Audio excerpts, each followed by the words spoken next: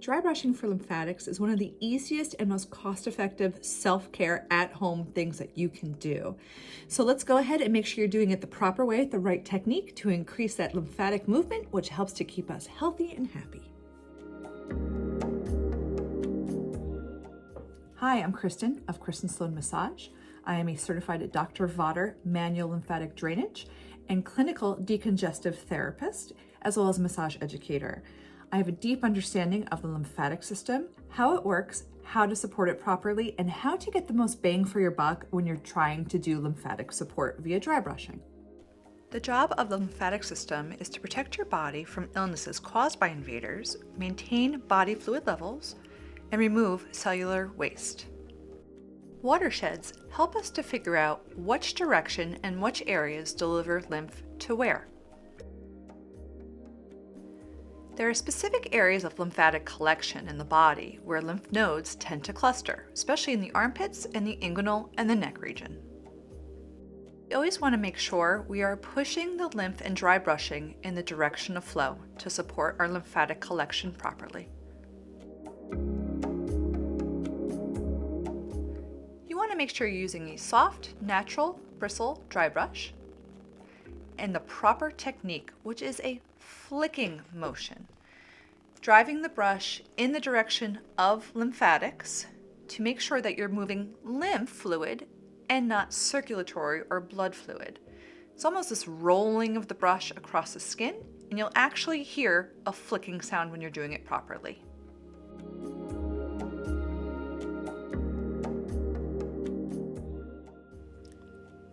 Let's begin with our technique. We always want to make sure we open up right above the clavicle. This is where your lymphatic system meets your circulatory system. Begin by working right along the armpit. We always work proximal to distal when we do dry brushing. Think about opening a pipe. We want to make sure that when we work, we have room or space to deliver the fluid from our extremities all the way up to our lymph nodes. Continue on the other arm. Same idea, we're opening up where the lymph nodes are first. Using that flicking technique, open up the upper arm, work down the arm, flicking the brush upwards. That way you're delivering the fluid from the farthest regions of your body back up to the lymph nodes where it's collected and cleaned. Continue along the rib cage and across the chest. Again, delivering it to those areas of collection.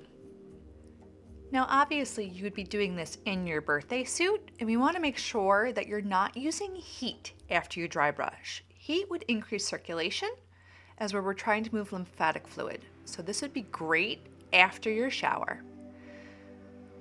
Now the line is that belly button line. So below the belly button line, we're going to drive the lymphatic fluid to the inguinal region, or right between the groin area.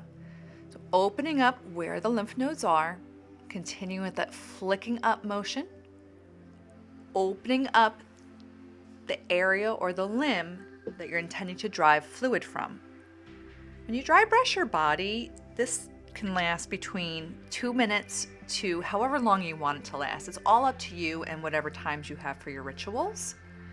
Dry brushing the legs around the hips is also really great for cellulite as well. The more you practice these techniques, the faster you'll get at doing it. You want to make sure that you clean your dry brush after use with a mild soap and water and hang it to dry.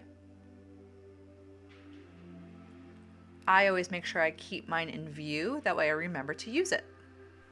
Depending on what your intention is for dry brushing, you can either dry brush your entire body for full system lymphatic health, or you can always do spot-specific dry brushing for things such as cellulite or water retention or edemas.